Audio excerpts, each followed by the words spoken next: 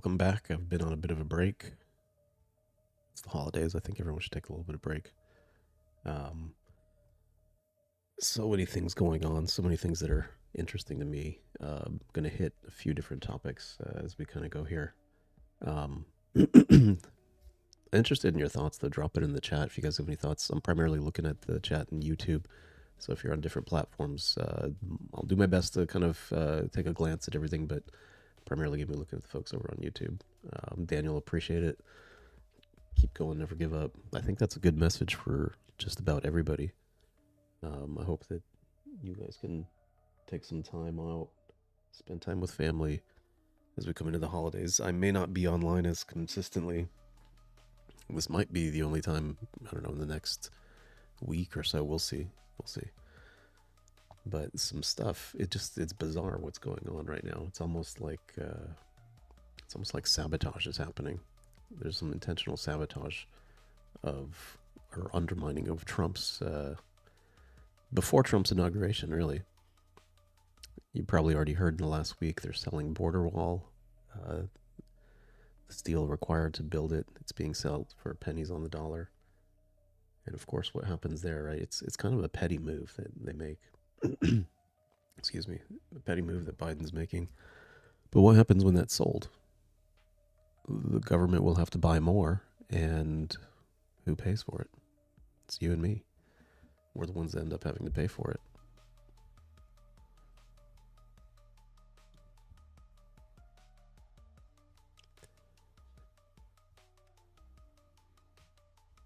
Anyway, I'll start off with just a clip of,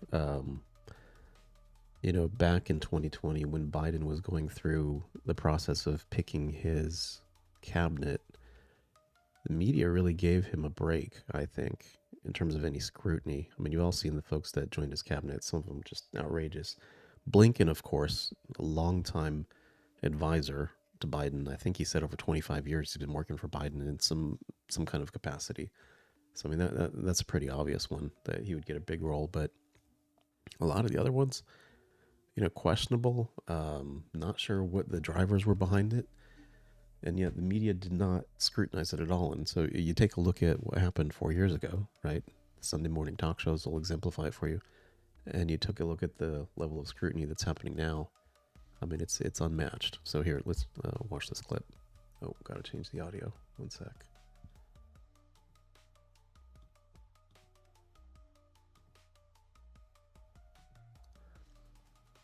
There we go.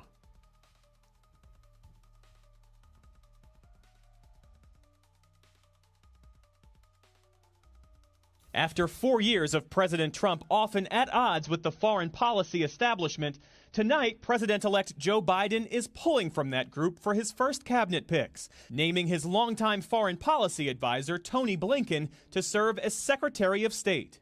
Blinken has been at Biden's side for nearly 20 years, in the Senate and in the Vice President's office. My mentor, my partner, my friend, and the greatest public servant I know, the Vice President of the United States, Joe Biden. Biden turning to another familiar face, former Secretary of State John Kerry, to serve as his climate czar, a key focus of Biden's campaign. Combating climate change means jobs. Biden. He was yelling at us back then, too. I don't know why we didn't get an idea that something was up with him, right? Also naming veteran State Department official Jake Sullivan, formerly one of Hillary Clinton's closest aides, to be National Security Advisor. And NBC News learning tonight from two sources that another Washington veteran, former Fed Chair Janet Yellen, is the choice for Treasury Secretary. To be announced soon. She'd be the first woman in that post. And two more firsts on Biden's national security team announced today. Avril Haines tapped to be the next director of national intelligence. If confirmed, she'll be the first woman to lead the intel community. And Alejandro Mayorkas, a Cuban-American who would be the first immigrant and Latino to serve as Homeland Security Secretary. Biden also naming Linda Thomas Greenfield to serve as ambassador to the United Nations, restoring a professional diplomat to that position. Biden set to appear in person with his first cabinet picks tomorrow. I think I'll start with the end of that, right? The ending was what was interesting to me. Putting a professional They said professional diplomat, but he emphasized putting a professional back in that position. I mean, kind of throwing a dig at whomever was in place by Trump. In the previous administration, everybody was kind of elevated. They were spoken about very highly, or they were just somewhat named. They were talking about the firsts that each one of them brought to the table, right? Mayorkas, being a first Hispanic person to take on the role, so forth. And they didn't really scrutinize experience, qualifications, or anything like that. They didn't talk about FBI background checks, wanting to dig into their personal lives. Nothing like that was brought up, right? And so you just take a look at what's going on right now on these Sunday morning talk shows. And here's the media as of today. This Sunday, departing. FBI Director Chris Wray announces he'll resign next month, clearing a path for President-elect Donald Trump's pick, Kash Patel, to lead the FBI. We look forward to a very smooth transition at the FBI, and I'll be ready to go on day one. I have concerns just because of his agenda that he has expressed in the past. Will the Senate confirm this Trump loyalist who has published an enemies list? Oh, oops. Restarted it. This Sunday, FBI Director announces he'll resign next month, clearing a path for President-elect Donald Trump's pick, Kash Patel, to lead the FBI. We look forward to a very smooth transition at the FBI, and I'll be ready to go on day one. I have concerns just because of his agenda that he has expressed in the past. Will the Senate confirm this Trump loyalist who has published an enemies list? So they end the last one with, the Biden cabinet selections, they end it with they're putting a professional back into the role, naming one of the positions that was being appointed. And then they end with a zinger on Kash Patel. He has an enemies list, right? He's not going into the job with the right intentions. What's going on? There's something else going on. Scott Williams says, so I think these are important to point out, the bias that exists coming from different news sources, to kind of make note of that, no matter what direction it's coming from. You watch Fox, they'll have a different slant. NBC is, tightly aligned with MSNBC. I know they're trying to break that linkage, especially with the failures happening at MSNBC as a network, and as a viewer base that's continually falling for them. But nonetheless, this type of, the interview that was done last week on Meet the Press, it didn't even fully air. Joe Biden gave some remarks and they preempted the full interview from being aired. So Kristen Welker probably needs to kind of take a look at that interview and see the, nonverbal cues, everything else that was kind of thrown in the mix that really demonstrated that it was not, I look back at when Tim Russert was running the show and he just had the same demeanor, approached everything pretty similarly with any person that came on the show. And there's nobody that does that anymore. It happens on both sides, right? So Saul's saying Kash Patel thinks he's a big dog running in a pack. I don't know. He seems like a lone wolf to me to some degree, to be honest.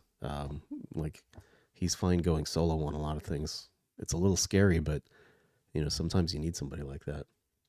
If you haven't seen it, he did an interesting interview on the Glenn Beck, with Glenn Beck on his podcast. And I don't know, he's already got quite a bit of intelligence and insider information. I didn't realize his background. I didn't really know about him very much, but he's got a lot of qualifications that might make him suitable for it. So they started the week off being critical of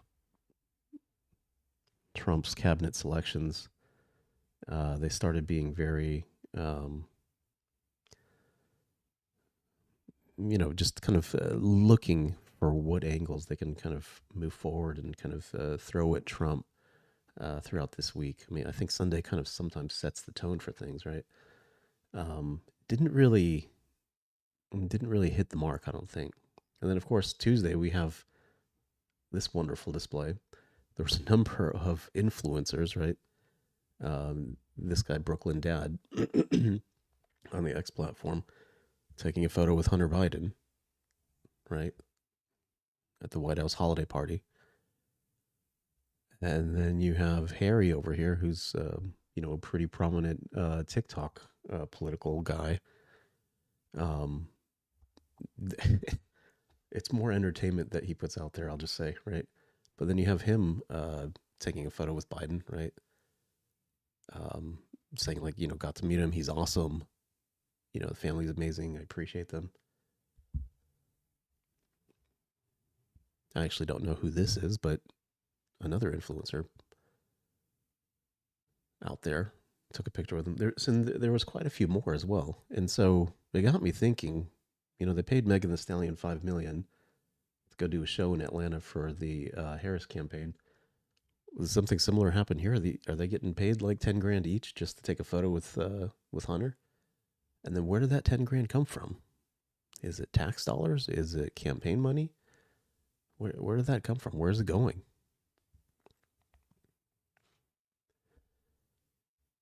And then we had Kamala come up with another remarkable speech. I don't know. Some folks find it moving. It just seems like something's up to me. But let's get it going.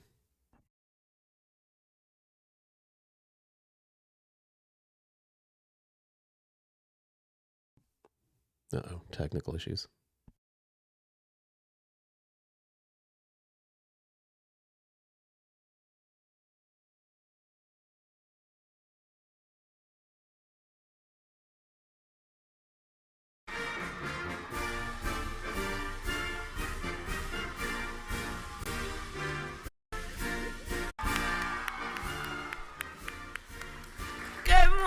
Everyone, have a seat, please. Good morning. Oh.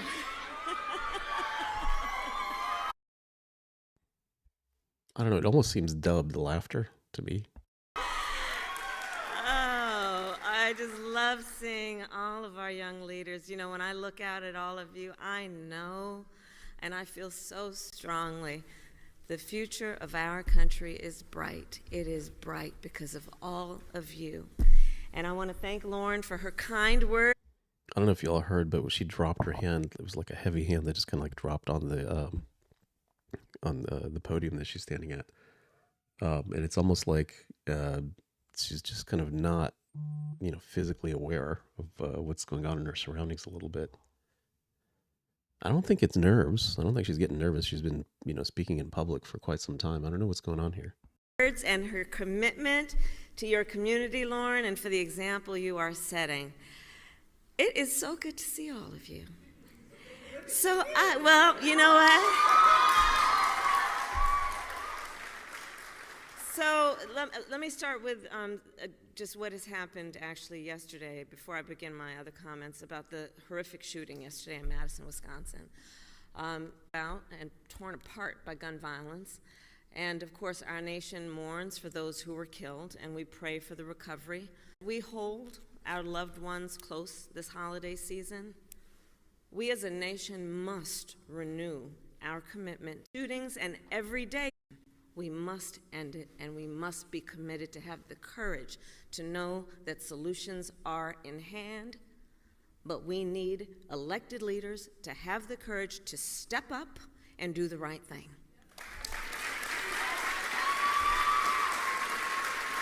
So totally fine message. The AI picked up no for some reason from the crowd, so it's why it's showing there. I don't think she said no at the end of that, but the message is totally fine. It was a very long sentence, though. She has like the world's longest sentences as she speaks in these rally events and speeches and so forth. All right, so she's going to kick off her full remarks that she's giving to this community call. So with that, I will return to the reason we are here today. And I first want to thank all of the incredible leaders who are with us, including Governor Moore, my dear friend, your extraordinary Lieutenant Governor Miller, And someone I have worked with and known for so many years, your Senator-elect, also Brooks.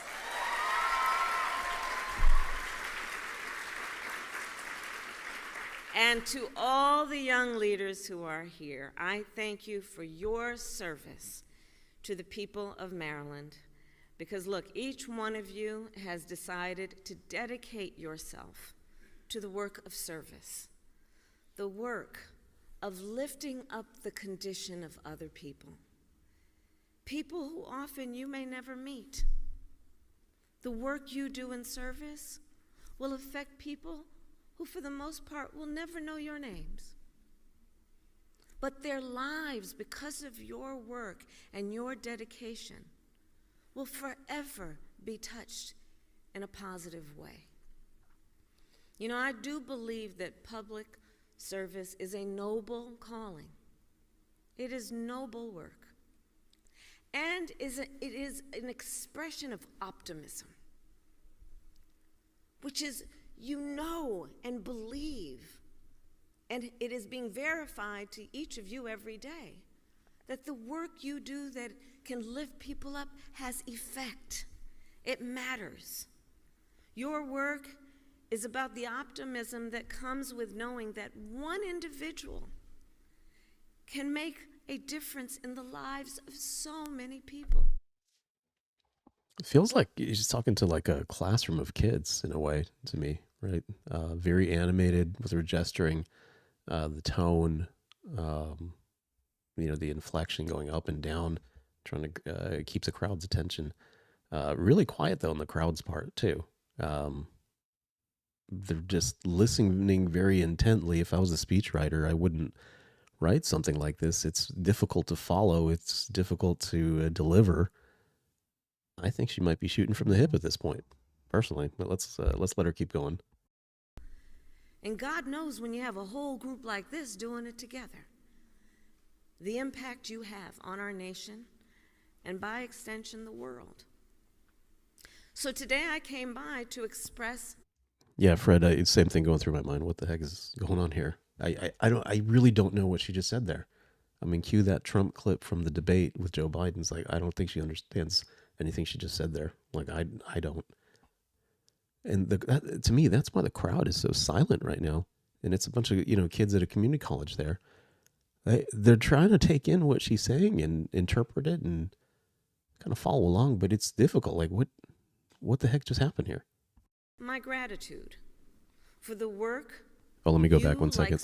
We got to hear about gratitude. Our nation.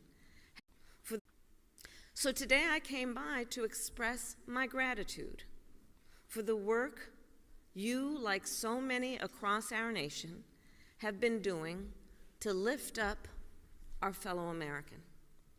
And I am here to reaffirm our shared commitment to the work ahead. Very ambiguous, a lot of this stuff. Our shared commitment to the work ahead. It's like, wait a minute. What did you say you were grateful for today? Right? I mean, it's just kind of wandering, taking everybody on a little, I don't know, side venture here. All right. I don't know what's going on. And hey, guys, I see there's about 60 or so folks in the live. Give it a like. I appreciate it. Help me get in a little bit more circulation with the algorithm. So give it a like, please. Let's keep going. Over the past several weeks, since the election, I have received tens of thousands of letters from people across our nation. Who's sending her letters? Did y'all send her letters? If you send her a letter, let me know. Like send me a note. I'm curious what folks are sending her letters about, asking for her help. I don't know. Bizarre. Cora, thank you very much. I appreciate it. Who's sending her letters, though? Many of them young leaders. Americans from every walk of life, people of every age, race, faith, and political party. These letters share a common theme. Yes, there is disappointment, but there is also resolve for the future. One letter in particular stands out, which I'll share with you. A young woman named Sasha writes, quote, "There is nothing in the world that will take away my drive, energy, passion, and the destiny that I have to help the people of our country." And I think any one of you as Sasha could be, right? Nothing's going to take away that. The crowd's still absolutely silent, guys. I mean, what's going on? They have no idea what's going on here. I think she paraphrased, didn't really quote whomever Sasha is and the letter that she received from her, unless it's the name of her speechwriter. But let's see how it goes from here. Drive, that passion, that energy, that commitment. So Sasha, like all of you, inspire me. Young people who are rightly impatient for change. I love that about you. Impatient for change. Who will not let any... Yeah, Purple Monkey, thanks for the... I appreciate it. Somebody, one of the first lives I did, suggested using that as the title, and I thought it was hysterical, so I've just gone with it. Hopefully it works. I don't know. Anyone or any circumstance defeat your spirit or your sense of purpose. Okay, I got to back this one up. This part was good. Not any for change. Who will not let anyone or any circumstance defeat your spirit or your sense of purpose. There's a lot of times recently where when she speaks, it sounds like self-reflection, or she's in the mirror talking to herself to some degree. And you hear again, the crowd is absolutely silent. I mean, is this to them like a car crash happening in front of you? She's just kind of giving herself a pep talk. It's continuous, right? What's going on here? A lot of folks kind of say like, oh, she's, had a couple, threw a couple back before the event and so forth. I don't think that's it. I just think she's like checked out. She's just like, F it. I'm just going to go up there and say whatever I want to say. I'm going to deliver it how I want to deliver it. And it's, it's unchecked Kamala Harris at this point. Lord knows what's going to be said. Hopefully the memes will follow, but I don't know. It's like everything gets personalized and then internalized, and it comes back to her own life and her own feelings, and she puts that out there. And it's like she's giving herself advice through the whole thing. You will not allow your spirit. I mean, you see what I'm saying? Right? Or your sense of purpose to be defeated. I mean, seriously, like this is literally like you could see it in a TV show. Somebody standing in front of the mirror just talking to themselves here, right? This is literally what she's doing in front of us. You who have, I think, by your actions adopted some advice my mother gave me a long time ago. She would say to me, Kamala, don't just complain about what is wrong. Do something about it. Okay. Now that was an interesting line, which I think is a good one, actually, or a good mantra to kind of go by. Do something about it. Don't just complain about it, right? I mean, of course, we all need our moments, but then you get over it and you kind of try to do something there. What happened in the lead up to the election? So many of the actions taken, I mean, take immigration, for instance, the border got locked up. So many things were done at the 11th hour that honestly should have been done years ago. And they said, hey, look at our record, look at the numbers. We made it happen. Of course, they were Trump policies. And then as she became the candidate, she started to flip-flop on quite a few of her own stances. All of a sudden, she was for fracking, even though there's countless times in the past when she said she was going to clearly ban fracking, reduce oil and gas drilling and exploration and production. And of course, she just needed votes in Pennsylvania. So you know, whatever is kind of being put out here is, you know, talking about do something about it. It's a little ironic, and I wonder if it's, you know, is it part of the self-reflection? Was this really written to the speech? I don't know. I mean, I really think she's just shooting from the hip here. Get right. That's a life you all are living. You reflect the best of the America I have seen, be it during the campaign, during my 4 years as vice president, and throughout my life. An America where we recognize that we are all in this together, that no matter our background, we share the same dreams, aspirations, and ambitions for ourselves and our family. That we all have so much more in common than what separates us. That is our knowledge. An America where we are guided by the ideals that have always defined us. Paused it a little late. So I don't know. Seems like she's just kind of piecemealing a number of different adages, portions of speeches from others, and just kind of mashing it all up, right? Just taking like little clips of other people's thoughts and putting it all together, hoping that something meaningful will come out of it. And it's leading to nowhere. Again, the crowd is absolutely silent, right? And this is a group of community college kids that, you know, have gone through programs. They're ready to take on life, need to be inspired. And they're just listening intently, like, what is she telling us here, right? I mean, it's bizarre. It's probably going to have a little sign that comes out to tell them that it's time for applause or to laugh or something, right? Mr. WW says, is this your full-time job? If you're asking Kamala, this is her full-time job. If you're asking me, no. Patagonia, Pierre Poliver. Yeah, so Pierre, that guy's awesome. We'll watch a clip of him a little bit later, but that guy's outstanding. Every time I hear him speak, I feel like I agree with 100% of what he says. And I look to 2028 and I'm like, can this guy somehow, can we just update the Constitution and maybe have him run in 2028? I don't know. Real Frank says, I thought they'd put her in a hospital by now. I don't know, man. Is it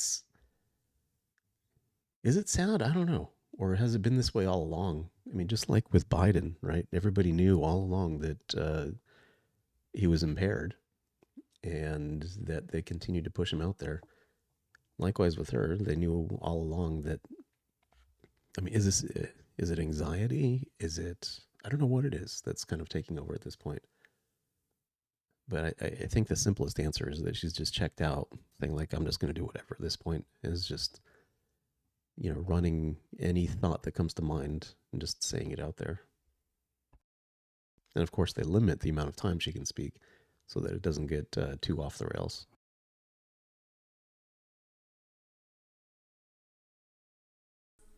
When we are at our best, dignity and decency, fairness, freedom, and opportunity for all.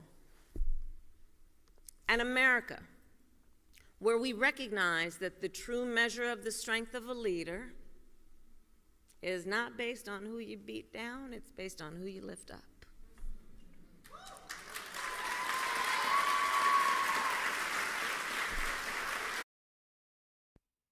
I think I've heard that somewhere.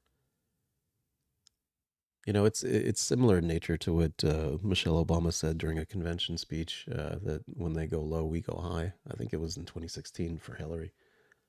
But it's very similar in nature to some of those, you know, to talking points. I wonder, is she just kind of reforming other people's thoughts and delivering them and just bringing them together as though they were original thoughts of hers? And the story of America's progress, You all know history. The story of America's... Oh, I do need to recognize there was applause there, very briefly, right? Because I guess people clearly understood what she was saying at that portion of it, right? I mean, that was something they probably had heard of before and they identified with. Progress, when we have made progress, in many ways is the story of people who stayed true to their ideal. Nuke says the election's over. Why are you even talking about this still? I don't know why she's talking about this stuff still. It sounds like a stump speech, but I don't know. She keeps going. Just pops up every now and then when she can shake off the handlers and shows up somewhere and starts delivering a bunch of interesting monologues. Even in the face of difficulty. The story of Americans who, yes, faced disappointment, but did not grow weary. Did not grow weary. Who faced setbacks, but did not give up. People who refused to let the light of America's promise dim or burn out in moments of challenge. The movements for civil rights, women's rights, workers' rights, the United States of America itself would never have come to be if people... Yeah, Connor, that's it, absolutely it. Maybe there is no speechwriter other than ChatGPT. And I mean, it looks on paper, if you read through it, like, oh, it uses a bunch of big words and interesting, complex sentence structures. But when it's delivered, I don't even know what it's talking about. And perhaps there's some like misinformation mixed in there as well. Had given up their cause after a court case or a battle or an election did not go their way. Okay, an election did not go their way. She's not talking about Trump. This is more self-reflection again, right? This was Tuesday, guys, that she gave these remarks. So again, self-reflection, it's constantly happening. Yeah, JB, I do find this very funny. I do find it very funny. It's continuous. It's almost like she gets up there and delivers a speech as a form of therapy to a degree, that she has a captive audience to kind of, bounce things off of and get their support, more or less, right? So she just had that one moment of applause a little bit earlier, but let's see if that happens again. I think it's difficult for folks to track and identify. You should know your audience that you're speaking to, right? These are kids that are looking to graduate, get out into the workforce, put their skills that they've learned, apply them. And how do you motivate them, I don't think this is it. What Sasha wrote. Okay, if y'all weren't here for Sasha, it was somebody that wrote her a letter. She said she's had tens of thousands of letters written to her, and then she said she quoted somebody named Sasha. It's more of like a paraphrasing. I have no idea what it was she said. I don't remember, but it was, it meandered quite a bit. Anyway, for the folks that are in the audience here live, and I'm talking about listening to her speech live, I think they forgot who Sasha is by this point. Now remember, she talked about Sasha like a good 5-6 minutes ago, wandered around the world, and finally came back to her. Right? Connor says, sounds like a drunk auntie on Christmas. Yeah, I don't know. Excuse me, guys. I don't know, man. This is good stuff. And we probably have another 30-something days. She may have a handful of more speeches like this. It may accelerate from here. And what we here know is that in moments like this, the true test of our character is how resilient and persistent we are. Self-reflection again, right? Talking about be resilient, be persistent, right? where does she go from here? I mean, there is quite a bit of chatter that she's going to go be the governor of California. I wonder how that's going to go with all the counties flipping red. Will they really want her policies that stood behind the massive inflation? Will they really want her to come run the state for another 4 years? Or not for another 4 years, but for the next 4 years. To pursue the future that we all can see. The true test of our commitment is whether, in the face of an obstacle, do we throw up our hands or do we roll up our sleeves? And as we approach... That was a very long pause. She was waiting for the applause, and I think some of her staff members forgot it was the applause marker, and so she just went there. Yeah, JB Connor, she's totally. This is a coping mechanism that's happening here.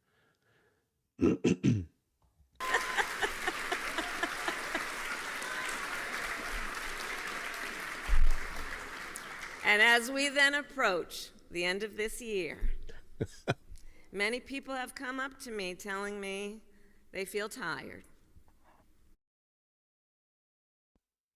Again, self-reflection.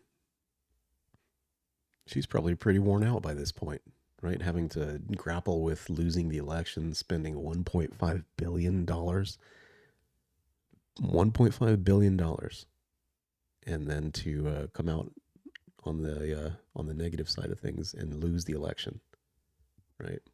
Yeah, it just continues to laugh. There's nothing funny happening. Maybe even resigned. Folks who have said to me that they're not sure whether they have the strength, much less the desire, to stay in the fight. But let me be very clear. No one can walk away. No one can walk away. We must stay in the fight. Every one of us, including the fight for an economy that works not just for those at the top, but for working people, for all Americans. The fight to make sure everyone has a fair shot to pursue their ambitions. The fight for our ideals, including the equality. Sorry about that technical difficulty. I'm just going to pop open a new screen here. Excuse me for just a moment, because I'm going to pull up a chart or a table that I made for the last live stream. Because she talked about, they talk about this a lot. Like, we want to build an economy that works from the bottom up and the middle out. I don't know what middle out exactly means. But they had to use the word middle. I mean, they're speechwriters. That's the best they came up with. They talk about that, but how does that translate, right? Spending a lot of, or printing a lot of money and increasing the inflation massively. I don't think that helps anybody out, to be honest. But when she talks about benefiting, Americans, let's go back. Let me listen to her quote again here. Equality. Everyone has a fair at the top, but for the fight. Every one of us, including the fight for an economy that works not just for those at the top, but for working people, for all Americans. The fight to make sure... Okay, an economy that works for everyone, not just those at the top, but for all Americans, right? So I'm going to pull up my stream notes from Political ASMR 18. Wait a minute, where'd it go? Okay, not here. Hang on.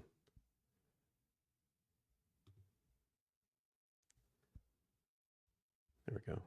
One sec, y'all. Had the wrong page up. There we go. All right, stream notes. So, and if you want to see the stream notes, I've published them on PoliticalCow.com. It's not too fancy. It's just the unstructured, bits of information that I've collected that I just kind of like walk through. Anyway, I put this graphic together. And when she says she wants an economy that works for everyone, they're often critical of Trump's tax cuts, and they say that it benefited only the wealthy, right? Here's a clear example of why that's not the case. So the pre-2016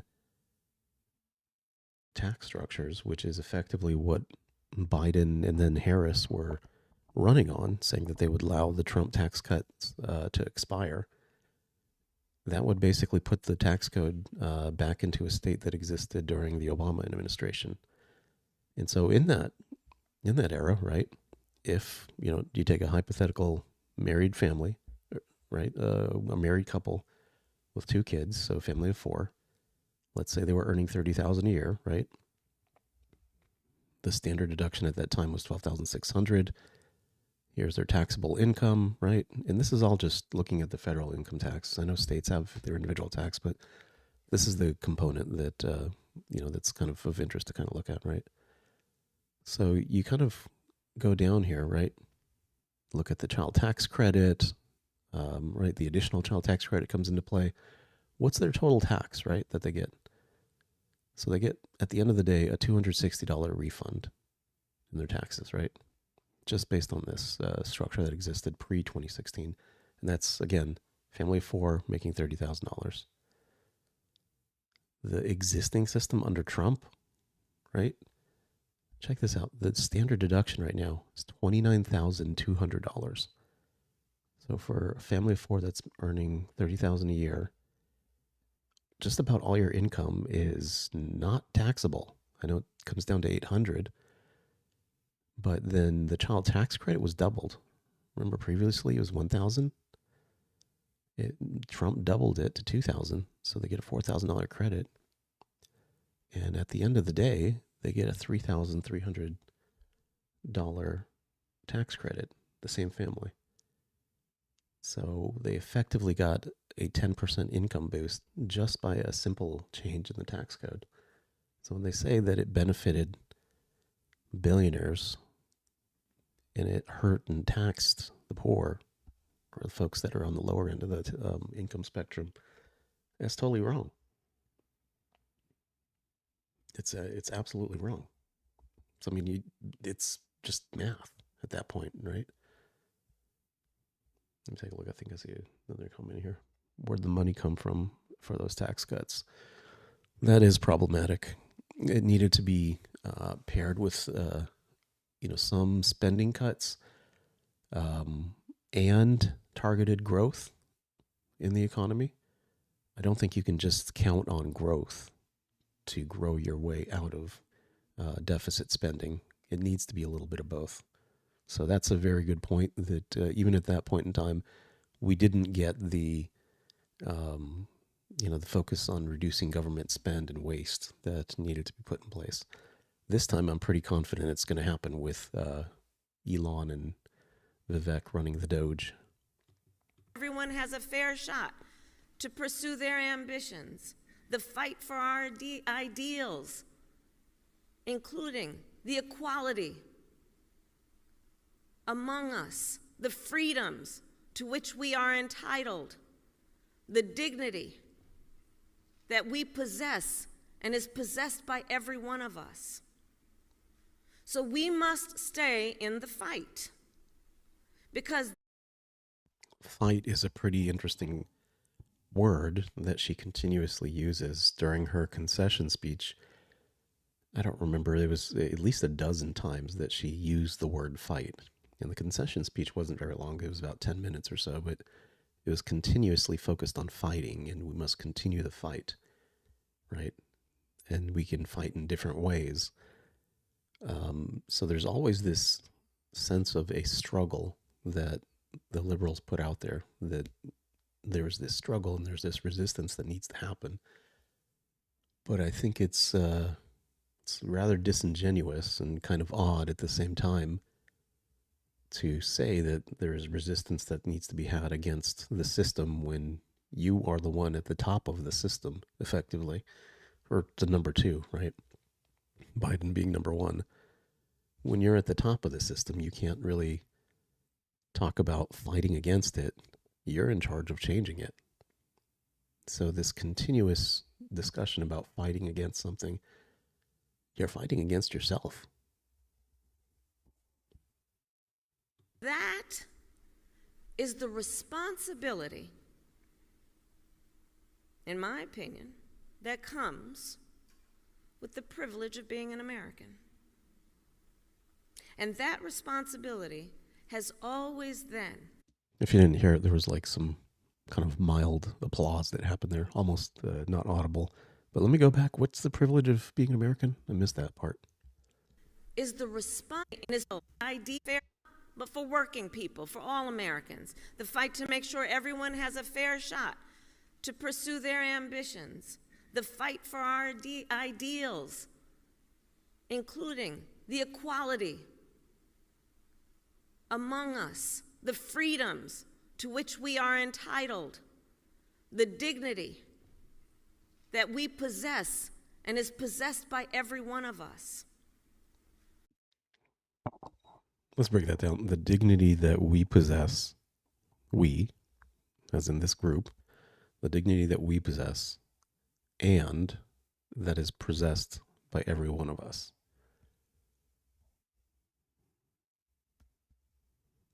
A little redundant, just like the government. So we must stay in the fight, because that is the responsibility, in my opinion, that comes with the privilege of being an American. All right, there you go. So staying in the fight, that's what the responsibility is. Got to stay in the fight. So locking the folks in, like you're only staying in the fight if you vote Democrat. And that responsibility has always then fueled the American experiment. In our country, you see, the recognition that we are all created equal with certain fundamental rights and freedoms, the belief that here. Hey, if I see we got about 90-ish people on the live, if you guys could take a moment and give the live a like, subscribe too if you'd like, but give the live a like, I'd appreciate it. Help me get a little bit more circulation in the algorithm. In our country, anything is possible. The promise of America itself is a powerful yet fragile idea. Powerful because it has inspired billions of people and made it possible for us to become the strongest, most prosperous nation in the world. Yet fragile, because that idea is only as strong as our willingness to fight for it. I keep flipping the screen there, but again, she's reinforcing the fight discussion, right?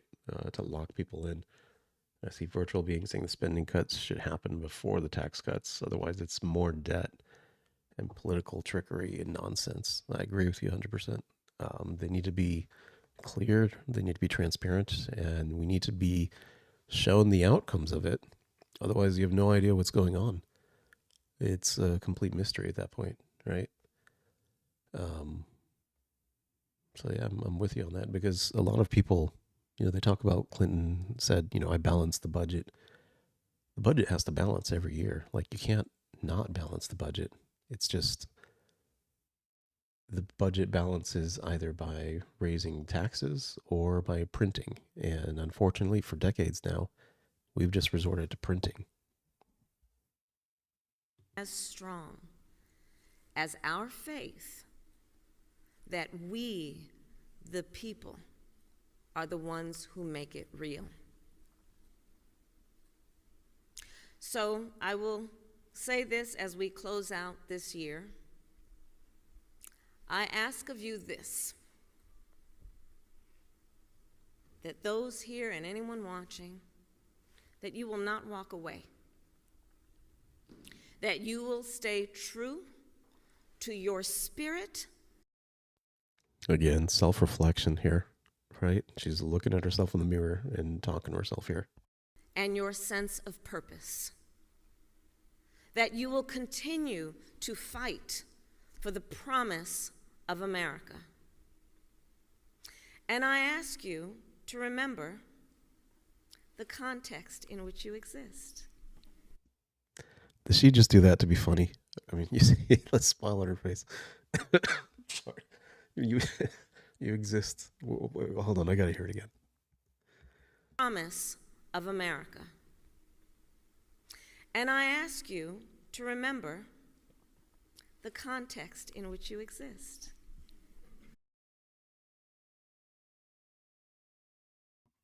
Sorry, I'm like joking here on that comment. I'll just play it. Yeah, I did that. Uh-huh. Yeah, I did that.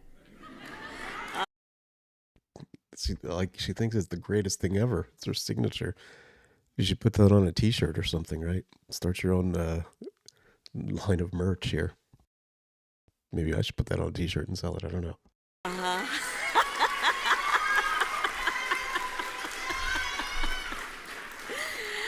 I ask you to remember that this struggle... All right, it's getting a little slurred at this point now, guys. Answer the poll if you haven't already. Had about 60 votes. I don't know. Is she doing all right here? What's going on? ...is not new. It goes back nearly 250 years to Lexington and Concord. Generation after generation, it has been driven by those who love our country, cherish its ideals, and refuse to sit passive while our ideals are under assault. And now this fight to keep the light of America's promise and to ensure it burns bright, well, this fight now, it continues with you. You are its heirs. We are its heirs. I don't know, like, again, this is a group of college kids at a community college, St. George's Community College, that have just completed some programs, are going to get ready to hit the workforce, are super excited. How do you energize them even more? You know, talk about, you know, starting your own business, maybe. I don't know. There's so many other ways that she could have brought them encouragement, but she's putting this this political pressure on them, right? That they need to fight for democracy and, you know, fight for their existence in some sense. So I'll end with this. Get some rest over the holidays. Spend time with the people you love. You know, I believe family comes in many forms. There's family by blood and there's family by love. I urge you then, after you have had some rest, in fact, I challenge you to come back ready to chart our path to the future. In other words, ready to vote for me or whomever the Democrat candidate is. Chin up, shoulders back, forever impatient for change, and like Sasha, ready to summon your drive, your energy, your passion. I mean, at this point, nobody remembers who Sasha is. To help our fellow Americans and be ready to get back to work, fighting for opportunity and freedom, fighting for fairness and dignity, and fighting for this country we love and the future we share. God bless you, and God bless the United States of America.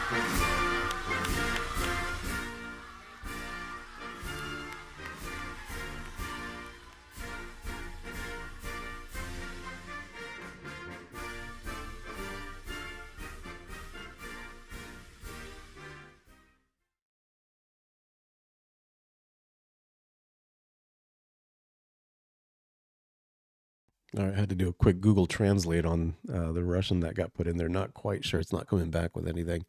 Not quite sure what that was, but welcome to the live stream. I appreciate you being in here. Give it a like. So, again, each time Kamala gets on that stage, I don't know, what is her campaign going to look like when she's trying to run for the governorship in California? What is, who's going to run against her? Is she going to assume that she's a lock for that job and not put that much effort into it? I don't know. We're just going to have to see, but that might be an interesting campaign to watch unfold when that comes up. When is the next election cycle? We've seen. When is the next? The next gubernatorial election? 2026. Okay. All right, so it's not that far away. So she could start laying the groundwork at this point and then work up towards that. We'll see. We will see how that goes, and also if they decide to elect her. That'll be even more interesting.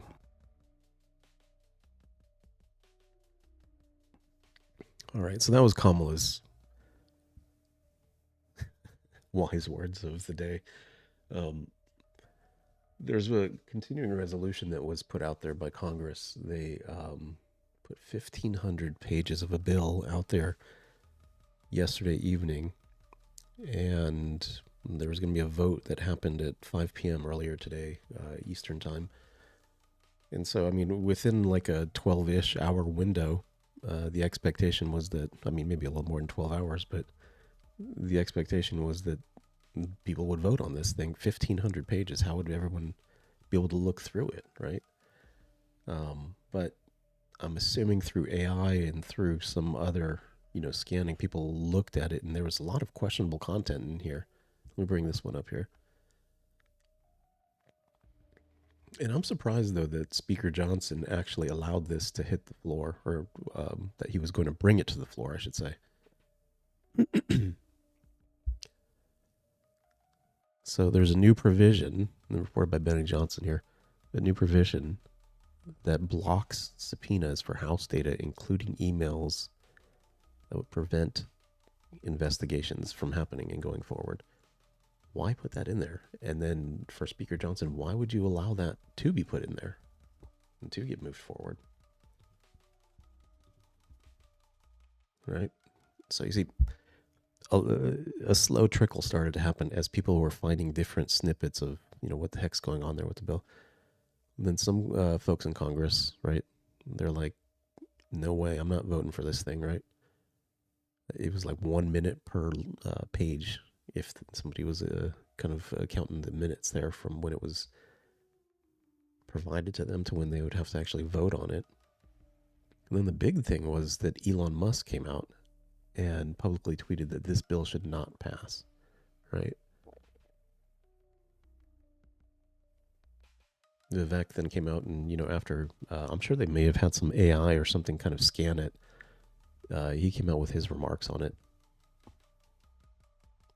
Congress is about to pass a bill that blows away your taxpayer money, but they made it over 1,500 pages long so you wouldn't read it. I did you a favor. I read it for you. It's supposed to be about keeping government operations open and providing disaster relief aid to hurricane victims, which I'm sympathetic to. But if you read the bill carefully, it contains pay raises for members of Congress, and I'm not making this up, an expansion of their federal health benefits. It contains all kinds of special interests and pork funding, including opening up a new stadium in Washington, D.C. It renews the Global Engagement Center, which is a key node of the censorship industrial complex.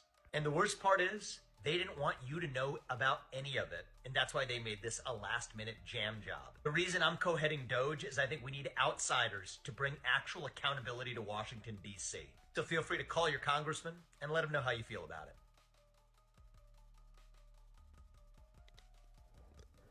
So I think the pay raises for Congress is like a real sticking point for folks that was like, what are you talking about? Like, why are you guys putting in pay raises for yourself? Like, everybody's saying, like, I'm struggling just to, do my own thing, and you guys are voting yourself to have some pay raises. Like, take care of the people first, right? Of course, Rand Paul said that he's going to stop it if it makes it to the Senate. So that was a pretty big shift that happened at that point in time. Let me see if I can go through my bookmarks here on X. Because, and again, I don't know how they arranged these things so quickly. There was a group of congresspeople that got together, and they actually started, I have it in here.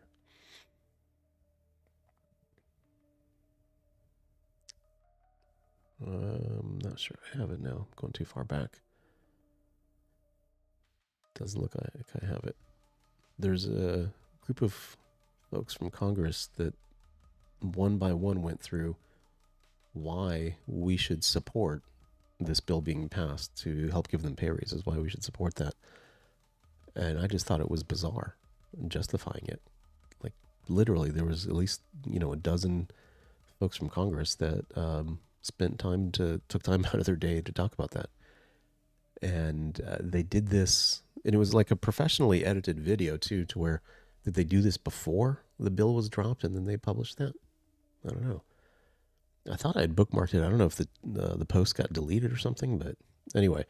So after Elon published his message, this is what happened not too long afterwards.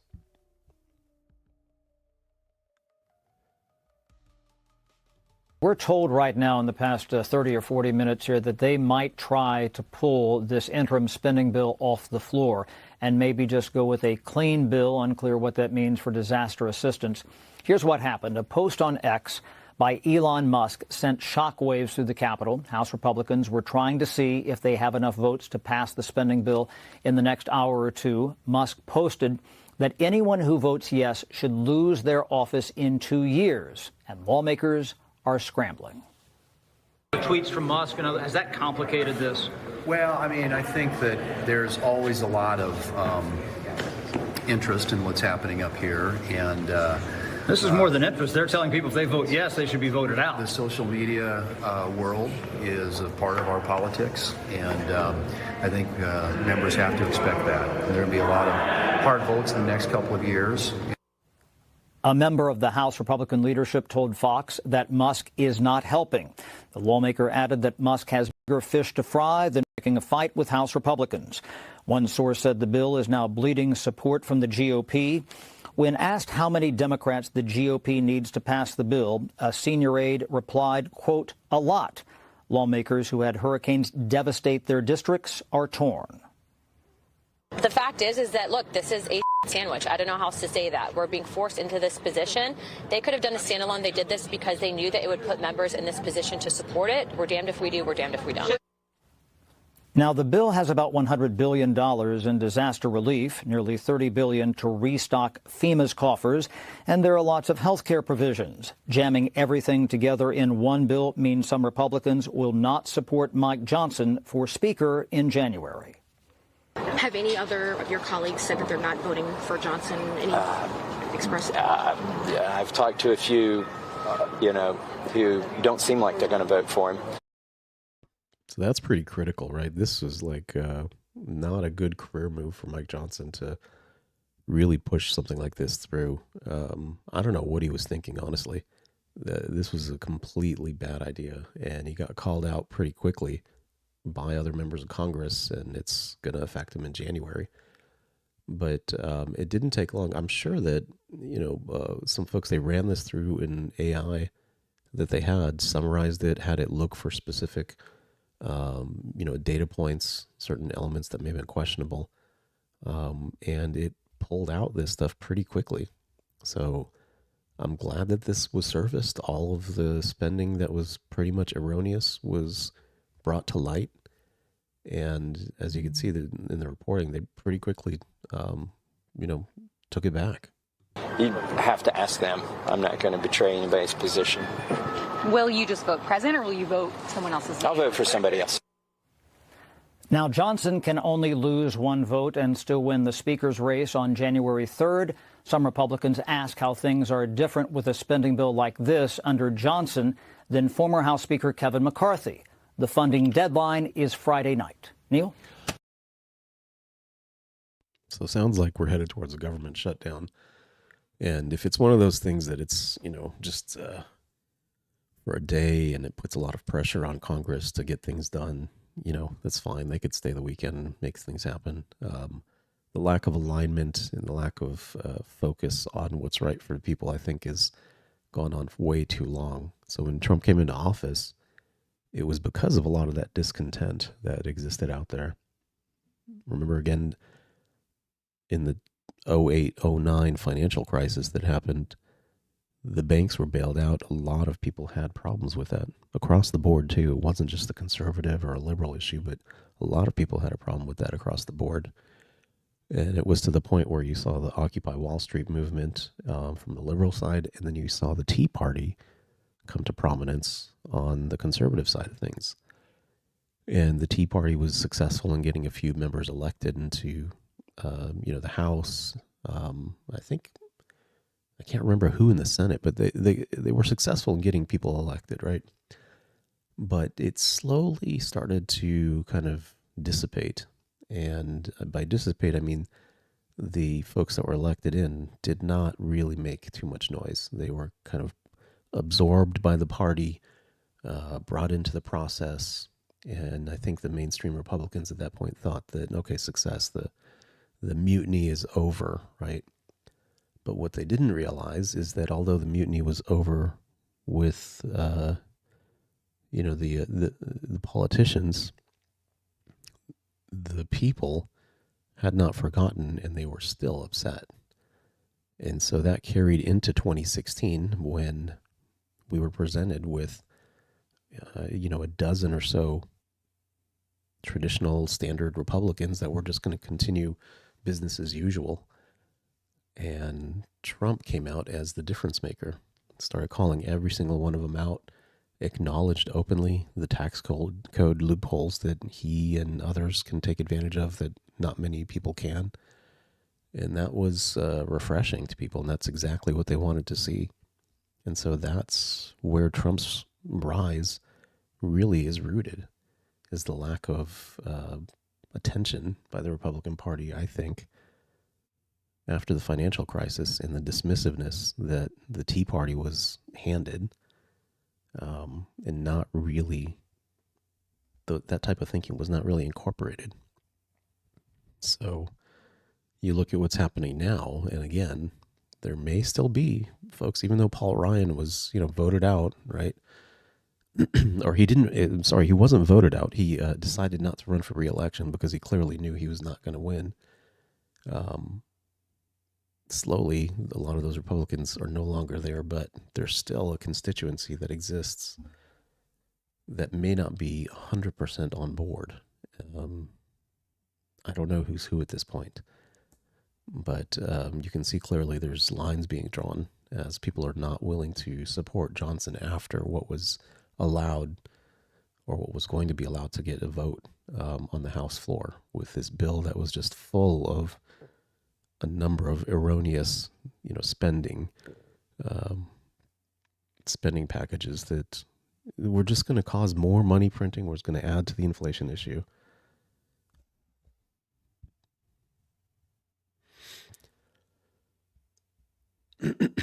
All right. So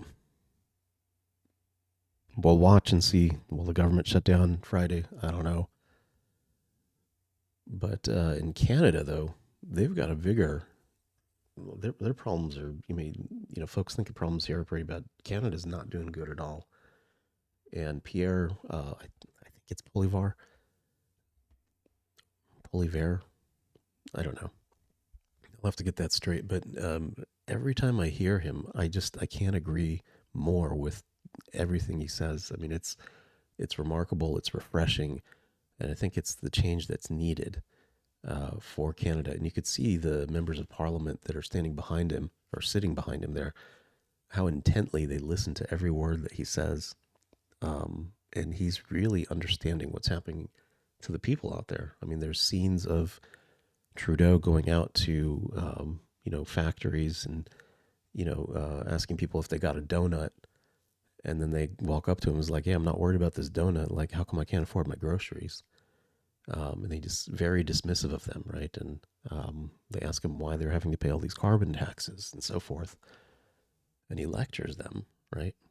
People don't want to hear about that. They want to, first you got to take care of people's livelihoods and allow them to have an existence that makes sense.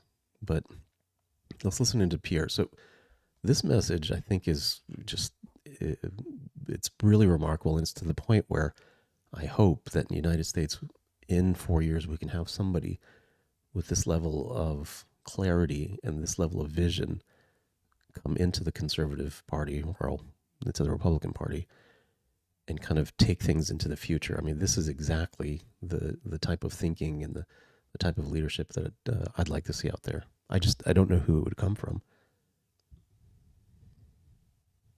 Yep. I guess I opened it up in a new screen.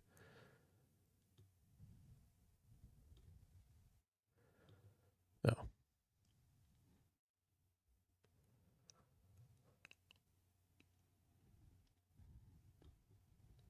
Let's get the volume going. Imagine if this was the U.S. It'd be a WWE match in that place. Two types of people. One, when I travel across this country, I consistently meet two types of people. One, those who are a little better off and tell me that, and I'll be very blunt about this, that if I don't win, they will leave the country. And they are very numerous. Yes. But I don't worry about them as much. You know who I worry about? And by if I don't win, they're not talking about themselves personally. They're talking about him becoming prime minister. The ones who can't leave. The ones who don't know, and if I can just use very blunt language, who tell me I don't know what the hell I'm going to do. I have no idea how I'm going to pay my way. That's right. I met a waitress at a restaurant not long ago, and she came up to me and she grabbed me by the hand and she said, "You have to win." And I said, "Oh, thank you. I appreciate your support." She said, No, it wasn't a compliment. You have to win. And then she told me her story. She told me that she was working one full-time job and two part-time jobs just to pay her bills as a single woman in her late 50s. And she was tired of working all the time.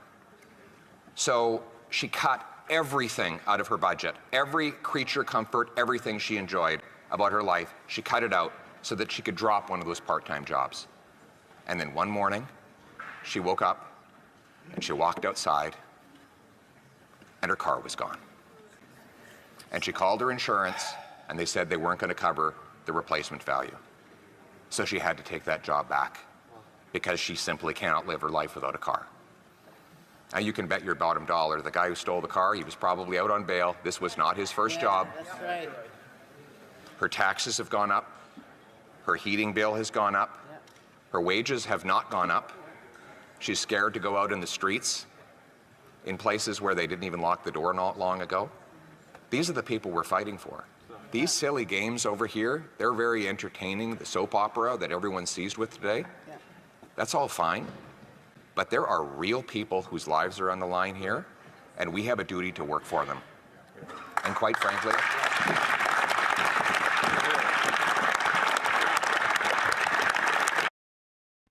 and I don't think that applause was planned.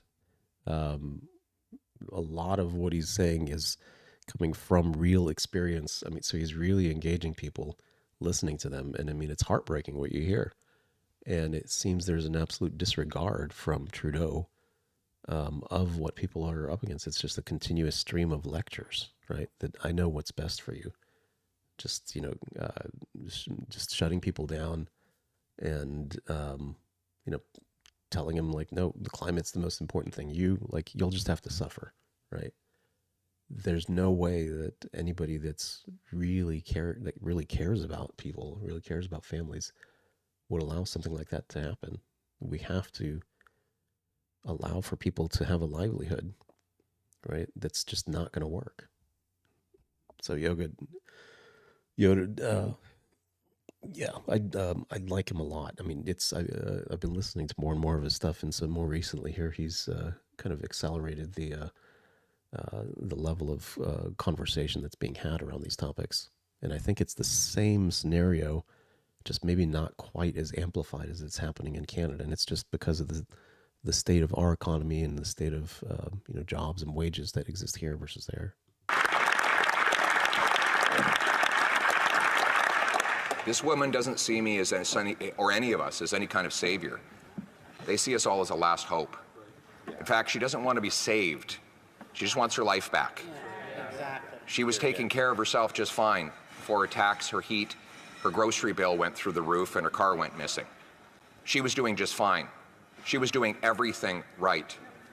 Met another guy at the Le Brat Brewery a few days ago, and you can watch the video of me talking with him. He walked up to me and he said, I have 3 jobs and I can't make it. We're renting. We have no hope. We've given up on ever owning a home. Hey guys that are in the live right now, give the live a like. I'd appreciate it. Help me get a little bit more circulation out there on the platform. Renting. We can barely make it. And he said to me, I feel ashamed when I talk to my kids because they ask me why I'm never around and why we can never have a house. And I feel like a failure. But he didn't fail. He has been failed. That's right. He has been robbed of the promise of Canada. It was a very simple promise, that if you worked hard, you got a good life. Now, it wasn't fancy or extravagant, but you got a house with a yard where you could have kids playing safely, and you could have a nice dog that you could afford to feed along with the kids, and your kids could play safely in the streets. That was the promise. Now, politicians break promises all the time. But you know what was bad about this promise? This promise didn't belong to this prime minister. It wasn't his promise to break. It belonged to all of us. And our purpose is to bring home that promise for that young man, that young father, and that older female worker so that they can once again take back control of their lives, live in a safe country where their hard work earns them a good wage, where their rent and their food is affordable, and where when they go to bed at night, they know that they will be safe throughout their sleep and that they will have their car in their driveway in the morning. A country where people are proud again to fly the flag, where they know the government is a servant and not a master, where they understand that every day the Commons, this place, works for the common people, not for the ego of one man desperate to cling on to his job. We must remember that we are servants in this place. We have a job to do on behalf of the people who sent us here. Our personal dramas are not important. And then you realize they're Canadian with drama versus drama, but I'll let him continue. The dramas that should seize all of our concern and imagination are the daily dramas of the working women and men that build this country. We are in it for them. We're going to give them back control of their lives in the freest country on earth, Canada. Let's bring it home. Come on, get up, Lambert.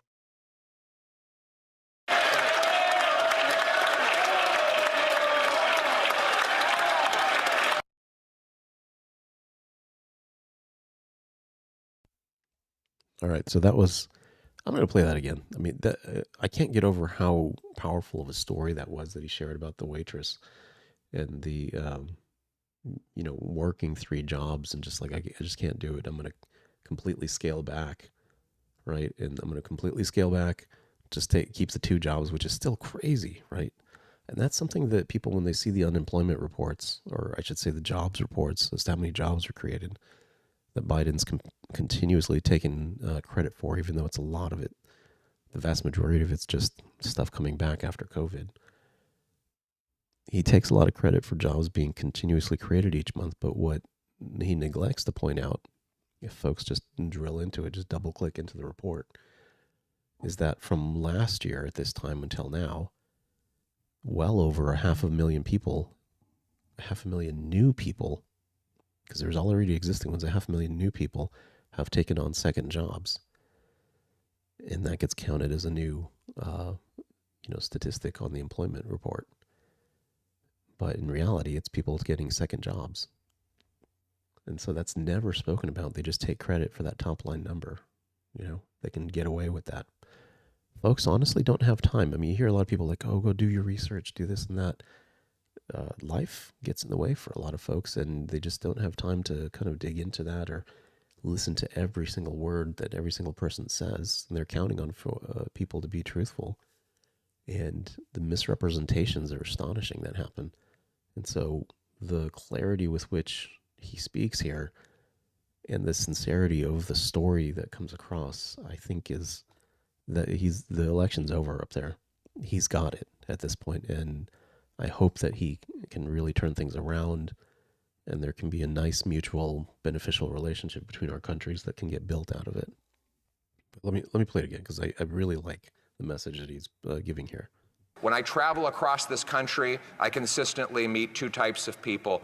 One, those who are a little better off and tell me that, and I'll be very blunt about this, that if I don't win, they will leave the country. And they are very numerous. Yes. But I don't worry about them as much. Hey, French, I see it's hard to live in Canada. I'm hearing that more and more. I've visited Alberta a few times, and I thought it was like a great place, awesome folks and stuff. It was for work. But, the stories I'm hearing are just like unreal. And then the story that he talks about this waitress, it's just so unmanageable. You know who I worry about? The ones who can't leave. The ones who don't know, and if I can just use very blunt language, who tell me I don't know what the hell I'm going to do. I have no idea how I'm going to pay my way. That's right. I met a waitress at a restaurant not long ago, and she came up to me and she grabbed me by the hand and she said, "You have to win." And I said, "Oh, thank you, I appreciate your support." She said, No, it wasn't a compliment. You have to win. And then she told me her story. She told me that she was working one full-time job and two part-time jobs just to pay her bills. As a single woman in her late 50s. And she was tired of working all the time. So she cut everything out of her budget, every creature comfort, everything she enjoyed about her life, she cut it out so that she could drop one of those part-time jobs. And then one morning, she woke up and she walked outside and her car was gone. And she called her insurance and they said they weren't going to cover the replacement value. So she had to take that job back because she simply cannot live her life without a car. Now you can bet your bottom dollar the guy who stole the car, he was probably out on bail. This was not his first job. That's right. Her taxes have gone up. Her heating bill has gone up. Her wages have not gone up. She's scared to go out in the streets. I read somewhere, I think it may have been part of this continuing resolution that was just packed with all kinds of erroneous items, but I read somewhere the term that they wanted to rephrase violent offenders, for not call them criminals, but call them justice-involved individuals, right? Justice-involved individuals. It's that kind of thinking that leads to exactly the scenario he outlined. The person that stole this lady's car, probably was somebody that was let out on bail unnecessarily, right? But it's such a crazy difference of mindset now at this point. I'm hopeful, though, that all of this is going to start to turn around. I'm really hopeful that we're going to see an end to this, and it's not going to be a pendulum swing to the other extreme. It's just, let's get back to normal.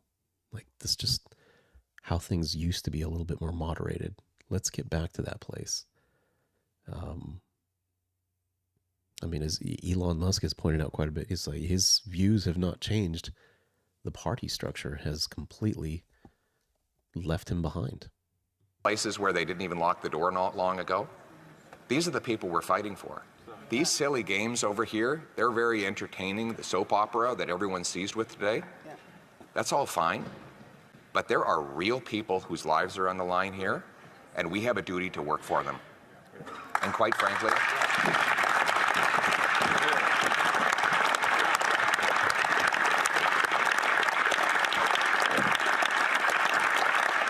This woman doesn't see me as any, or any of us as any kind of savior. They see us all as a last hope. In fact, she doesn't want to be saved. She just wants her life back. She was taking care of herself just fine before her tax, her heat, her grocery bill went through the roof and her car went missing. She was doing just fine. She was doing everything right.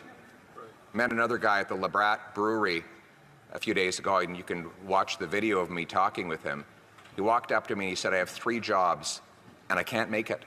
We're renting. We have no hope. We've given up on ever owning a home. We're renting. We can barely make it. And he said to me, I feel ashamed when I talk to my kids because they ask me why I'm never around and why we can never have a house. And I feel like a failure. But he didn't fail. He has been failed.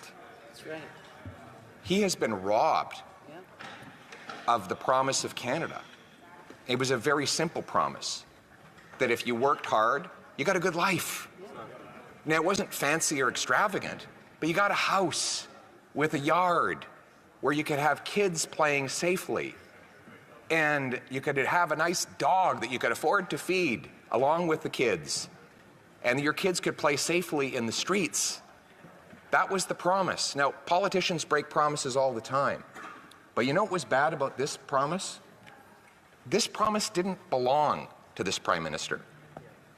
It wasn't his promise to break. It belonged to all of us. And our purpose is to bring home that promise for that young man, that young father, and that older female worker so that they can once again take back control of their lives, live in a safe country where their hard work earns them a good wage, where the rent and their food is affordable, and where when they go to bed at night, they know that they will be safe throughout their sleep and that they will have their car in their driveway in the morning. A country where people are proud again to fly the flag, where they know the government is a servant and not a master, where they understand that every day the Commons, this place, works for the common people, not for the ego of one man desperate to cling on to his job. We must remember that we are servants in this place. We have a job to do on behalf of the people who sent us here. Our personal dramas are not important.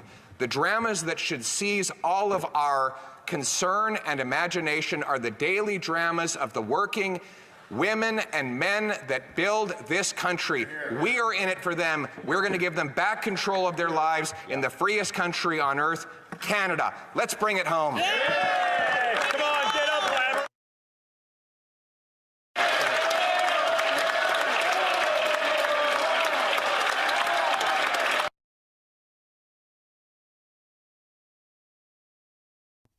All right. Got one more here for you guys. So again, I look forward to Pierre. Is it Poilievre? I don't know. So Rob, that was Pierre Poilievre. I might be getting it wrong, but he's the leader of the Conservative Party in Canada, going up against Trudeau, and he's really captured the essence of what's going on and what's wrong right now in Canada. And the stories that he told are based on real engagements with people that he's making, not on, fabrications. And he's not lecturing people as to, it's okay, you have to suffer a little bit. You got to pay this carbon tax, right? It's all right, you can't put food on the table. There's no elitism in, what he talks about. It's just remarkable, right? It's refreshing to hear him speak, honestly. I hope that we can find somebody like that the next election cycle in 2028 when that comes up. All right, so last one, Stephen A. I think the same thing is happening with him that has happened to Elon Musk, in that the party has just moved so far left. I mean, they've kind of blazed a new trail in terms of how far left can go at this point. It's just astonishing how far left they've gone. I mean, we didn't even know those depths were there. Everything has moved so far that he's evidently conservative now, And so he kind of went on this rant on his podcast earlier.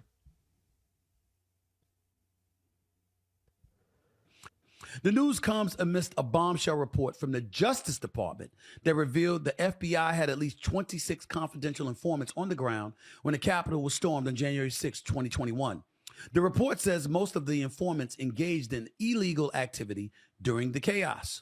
The Justice Department says only 3 of its 26 informants present had been instructed to observe potential domestic terrorist suspects on the day of the riot. The rest of the 23 appeared to have gone to the Capitol on their own accord. Upon hearing news of the report, Vice President-elect J.D. Vance posted the following on X, quote, "For those keeping score at home, this was labeled a dangerous conspiracy theory months ago," end quote. Didn't hear anything about that for the election. Didn't hear anything about that when the quote-unquote insurrection was broached by Vice President Kamala Harris as the Democratic nominee. The belief that Donald Trump was a danger to democracy and using this as a profound, illuminating bullet point to make that case. And now here we are yet again finding even more evidence to Donald Trump's claims when he articulated that the process is rigged. My big issue is that I'm really, really sick and tired of every time I turn around finding something else that the Democrats have lied about or downplayed or misrepresented along the way. I mean, I see Republicans like Megyn Kelly or Officer Tatum or Candace Owens or, the Sean Hannitys of the world. You know what I'm getting tired of? To the Democratic Party. You know what I'm getting really pissed off about? I'm getting really ticked off at every time they open their mouth about something pertaining to y'all, they seem right to make the case that the right had a monopoly on insidious, evil tendencies, corrupt tendencies. I think that's pretty remarkable, the point that he just made there. Every time they say something, it's turned out true. It's been right. And it's it's at the point where you don't have to spin anything politically. You just have to state the truth. And it's become self-evident over time. At some point, the truth has to come to the surface to verify it, or the data or the transcripts, whatever it is, they will come forward at some point. And that's what he's talking about here, that they've been telling you exactly what they want to hear. They haven't been telling you what's really going on this whole time. And so he feels betrayed by this. But I think it's remarkable that he's actually putting that forward, and he's saying that, and he's talking about how it makes him upset. He's not the only one that's coming out and speaking about these types of issues. There's others as well that are pretty solid Democrats that are also speaking out against this. I'm not expecting them to switch parties. That's not what this is about. I hope that they go in and can help change what Democrats stand for, bring them back into the middle. What is the middle now, I guess? Or probably a little bit more like, center conservative, what used to be the middle. But I hope that this can start to change the tone of what's going on out there, and really eliminate the extreme expectations and thought processes, and, as we showed earlier, the continuous fighting that Kamala was encouraging folks to be involved with. Duplicitous, hypocritical, untruthful tendencies. And every time they made those accusations, we turn around and find out that at least some of them are guilty of the same shit. I don't know about y'all, but I'm sick of all of it. I'm sick of all of it. They've actually made Donald Trump look like he was right instead of them.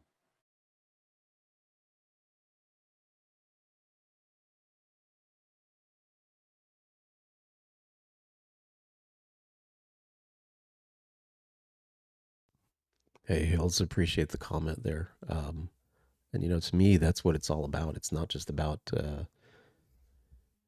talking about anybody who's Democrat, voted Democrat or whatever is an awful person, right? There's self-reflection that's out there. And as Stephen A is saying, all those folks he mentioned, Sean Hannity, Megyn Kelly, Candace Owens, Officer Tatum, you go down the list of folks, they didn't have to spin anything. They just spoke truth. They just stated what was really happening. And they expressed outrage. And some time passes and he's realizing, as the evidence comes before him, right, that they were right all along.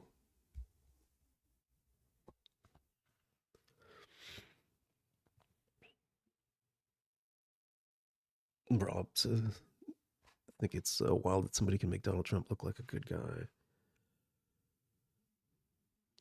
Can't even admit that he was right. He has to say it makes Trump look like he was a guy. I think he was, he may have been like speaking in terms of like, you guys are trying to make him look bad, but it makes him look good with how you guys are behaving. I don't think he was necessarily speaking. Well, maybe I just heard it differently, but so I mean, Stephen A, Bill Maher, Anna Kasparian on Young Turks, and there's more. There's more prominent Democrats out there that are, really being given pause by everything that's gone on. And as more information comes to light, it's a good thing. Like this data around, undercover FBI agents or confidential informants being there. Like, why did they even have a count of that? How did they know that that many people were there, right? They had inventory of who was going to be there that day. Why did they have that inventory? I mean, a lot of this information is yet to come out, but it's good that it's coming out now, because the questions that'll get answered in subsequent months, once Trump is in power, it'll be, an expansion of what's, the tip of the iceberg that we're seeing at this point.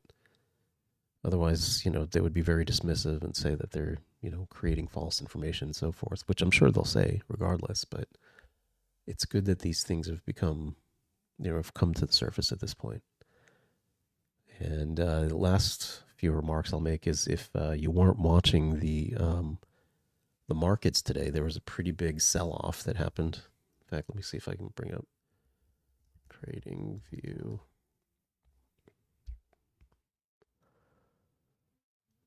Yeah, so you can see Senor Cow is over here. Anyway, look at this. All the markets down 3%, 3.6%, 2.5%, right? Pretty big dips across the board. Let's check out the NASDAQ real quick. Let's open up the super chart.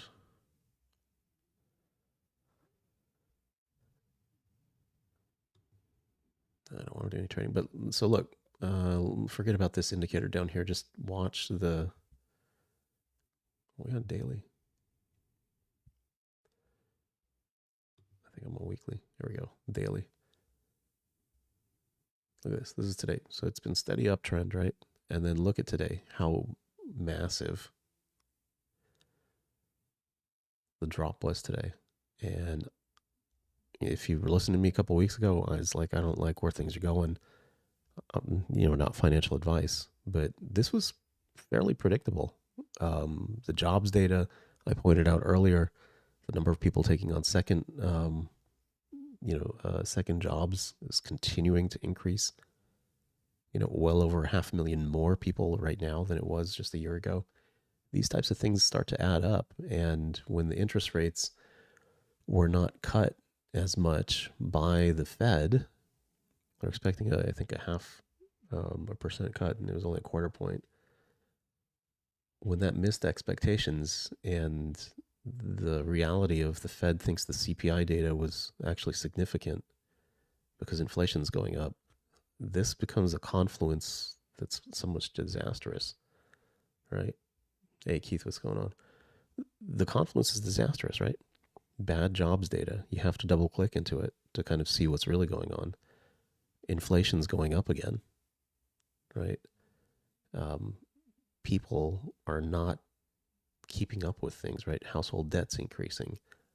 Over half of people in many surveys now, not just the Redfin one, but in many surveys are saying that they struggle to pay rent month to month. It's headed in the direction that the conservative leader in Canada was talking about. We're headed in that direction, and we need to stem that off. And luckily, we might be able to. They unfortunately did not. They had reelected Trudeau, and they're suffering the consequences now. A much more liberal country than we are. But in any event, that's all I got for today, guys. I appreciate everyone for joining in. Had about 14,000 people come through, so I appreciate that. On the way out, guys, give the live a like, subscribe, and I will see you guys on the other side.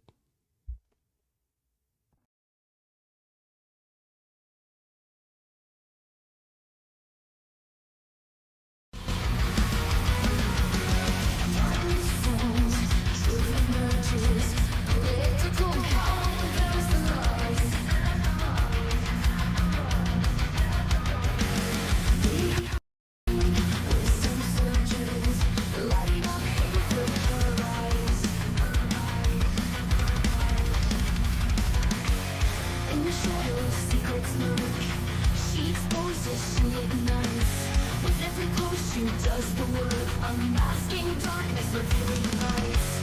Political cow, not thinking right.